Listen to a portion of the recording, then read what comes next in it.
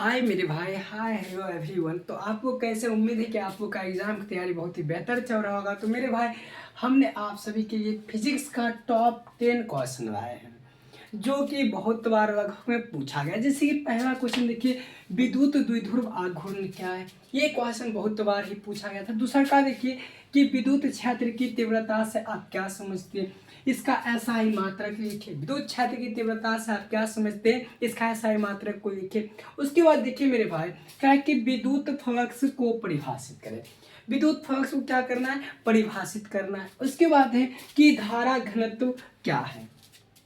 धारा या फिर धारा घनत्व पूछा जा सकता है। धारा से रिलेटेड ऑब्जेक्टिव आएगा और धारा घनत्व जो पूछा गया था 2 नंबर यहाँ पूछा गया, क्योंकि ये भी क्वेश्चन 3 से 4 बार पूछा जा चुका है।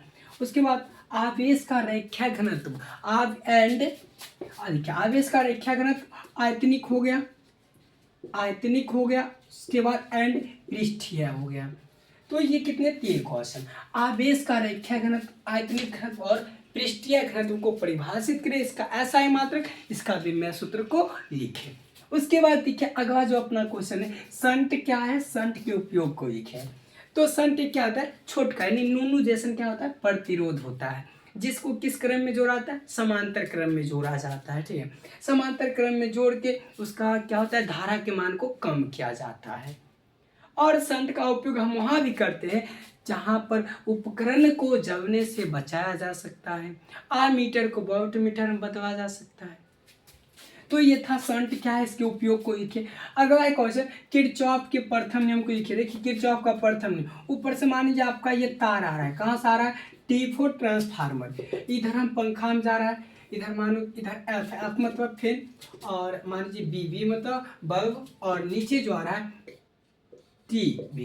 टीवी में ये सभी जा रहा है। लेकिन देखिए जहाँ पर ये धारा चारों मिल रहा है, जहाँ पे ये चारों के चारों मिल रहा है, तो यहाँ पर जो धारा का मान होगा कितना होगा, 0 होगा। यानी कि यहाँ पे जो हो रहा है योग हो रहा है, योग क्या हो रहा है, जुड़ रहा है। तो यहाँ पे कहते हैं कि किसी भी संधि पर मिलने वाली कुल धाराओं का बीजगणितीय योग 0 होता है। इसलिए इसे धारा का नियम भी कहा जाता है, धारा का नियम भी कहा जाता है, या फिर संधि का नियम भी कहा जाता है।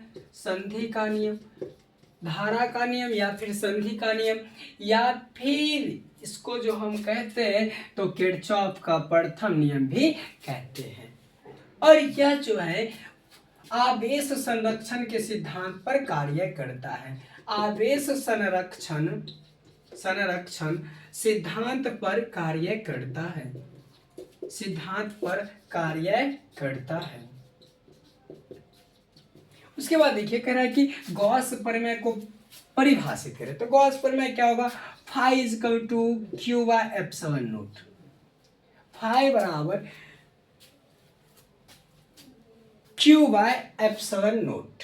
ये हो गया गॉस प्रमेय का सूत्र है, इसको याद रखिएगा, ऑब्जेक्टिव में पूछा जाएगा। इसका जो पहला क्वेश्चन है कि गॉस प्रमेय को परिभाषित करें, और इसका जो सूत्र होता है phi equal to Q by epsilon naught. उसके बाद अगला जो प्रश्न है, स्वप्रेरण क्या है। तो ये जो है स्वप्रेरण जो म्यूचुअल इंडक्शन, तो ये जो स्वप्रेरण होता है यह क्या होता है, तो विद्युत मोटर में काम करता है। और इसमें क्या होता है, और यह ट्रांसफार्मर में भी काम करता है। ट्रांसफार्मर में स्वप्रेरण का उपयोग किया जाता है ताकि जो पट्टित क्रॉड होता है उसको क्या किया जाए, तो उससे जो क्षय होता है उसको कम किया जा सके। ठीक है, तो स्वप्रेरण ये भी पूछा गया है बहुत बार क्वेश्चन। उसके बाद होता है आवेश के गुण। तो आवेश के 2 गुण निम्नलिखित होता है। पहला गुण आवेश क्वांटीकृत होता है, दूसरा का गुण आवेश संरक्षित होता है, तीसरा का गुण कि आवेश की अधिकतम दूरी 10 के पावर -14 होता है। तो ये सभी टॉप 10 क्वेश्चन था, इसको आप सभी को करना है।